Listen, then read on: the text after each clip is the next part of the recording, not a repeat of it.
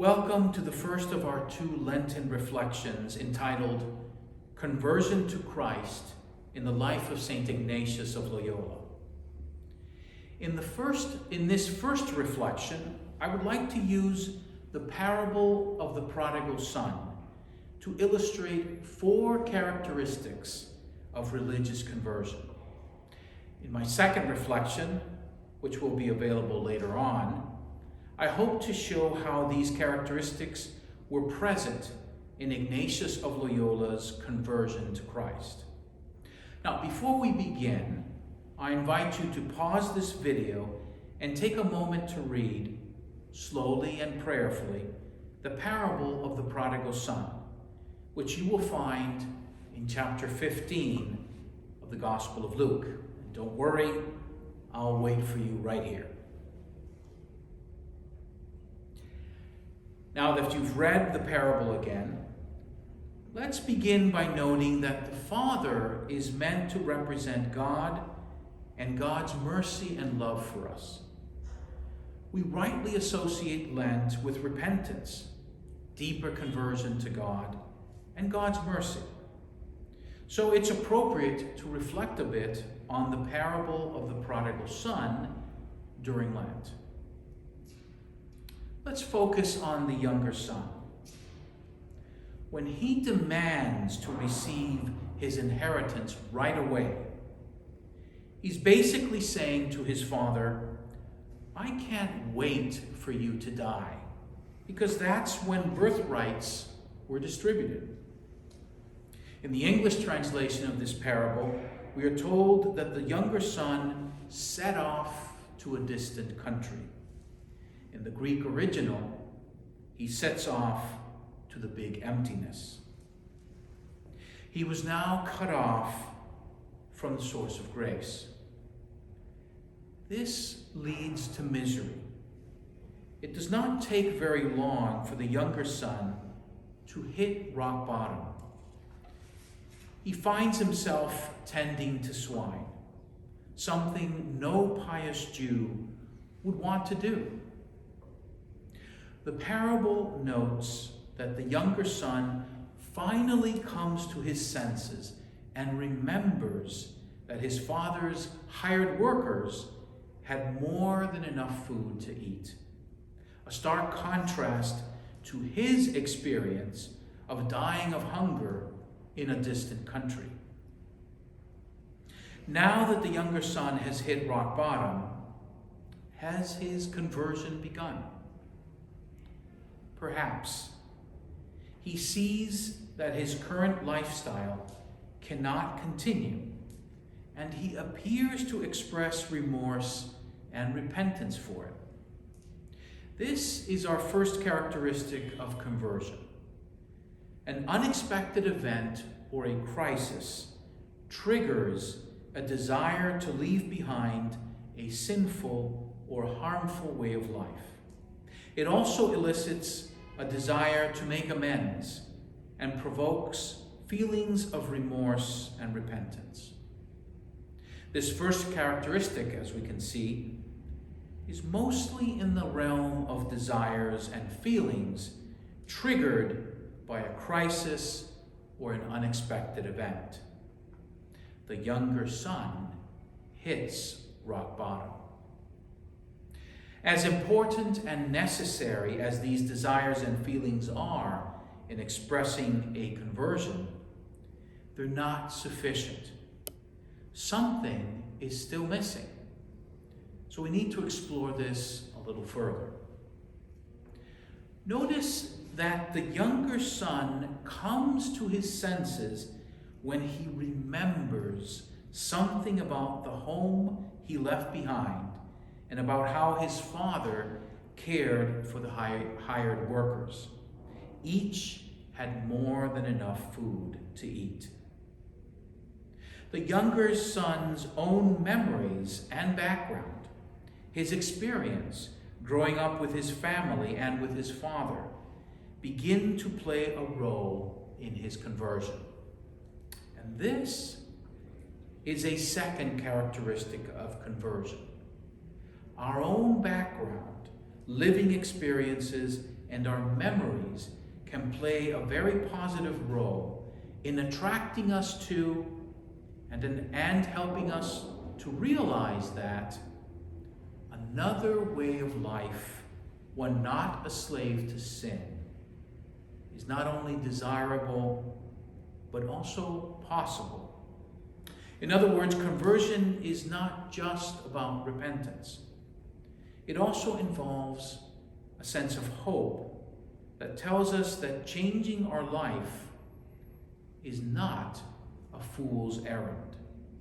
And this sense of hope, as I will show in a moment, is rooted in the younger son's living experience of the Father.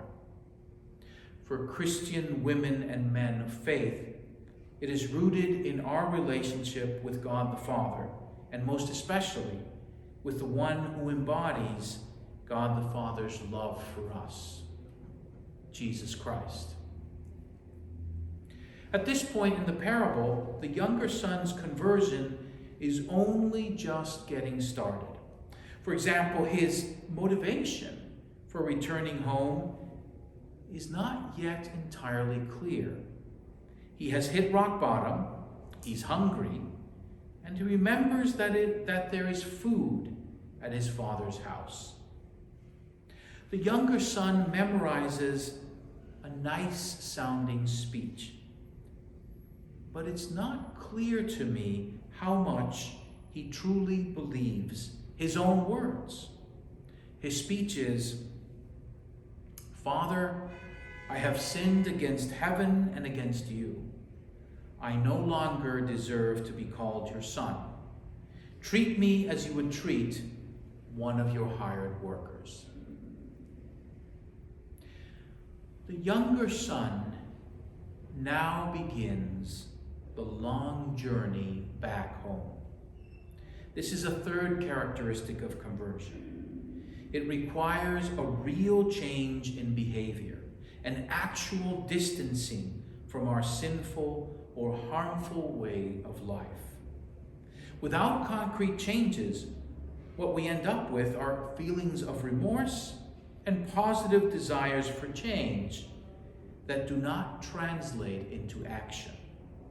Without leading to specific behavioral changes, these feelings and desires may become empty. Let's return to the rest of the parable. When the younger son is still a long way off, the father sees him and, filled with compassion, runs toward his son. It would have been quite unseemly for a father, an older man, the family's patriarch, to run toward one of his sons as depicted in this parable. The first hearers of this parable might have been shocked by the father's reaction, how he runs to embrace and kiss his son, how he runs to welcome his son back home. The father asks that the finest robe and ring be given to his son, showing how the union with his son has now been restored. The father then orders that shoes be placed on his son's feet, showing that his son's dignity has now been restored. The father also does not beat his younger son with recriminating questions. What did you do with the money? What brings you back now? Is it that you were hungry and you need food? What finally restores, saves, and heals the younger son is his father's embrace. And this is the fourth characteristic of religious conversion. We cannot will ourselves or white-knuckle ourselves into converting. God's grace makes religious conversion possible. The father never asks the younger son any questions, nor does he scold him for what he did. Because the father knows that the only thing that will save his younger son, the only thing that will restore his son, is embracing him with compassion and love. It is in this embrace that the younger son, more fully than ever before, begins to experience true repentance for what he's done. The father's embrace gives the son the strength to continue to leave behind his former life and to feel remorse and repentance more deeply and genuinely. If earlier in the parable we were not sure whether or not the younger son really meant what he said, "Father, I have sinned against heaven and against you. I no longer deserve to be called your son. Treat me as you would treat one of your hired workers." Now, in the safety and security of the Father's transforming embrace, we can be sure that those words faithfully reflect the younger son's interior disposition. In allowing himself to be embraced by the Father, the younger son experiences more fully what he already knew about his father, but ignored when he demanded his share of the inheritance. He now experiences genuine repentance and understands the true meaning of mercy. So let's summarize the four characteristics of religious conversion. First, it is characterized by certain feelings and desires triggered by an unexpected event or crisis.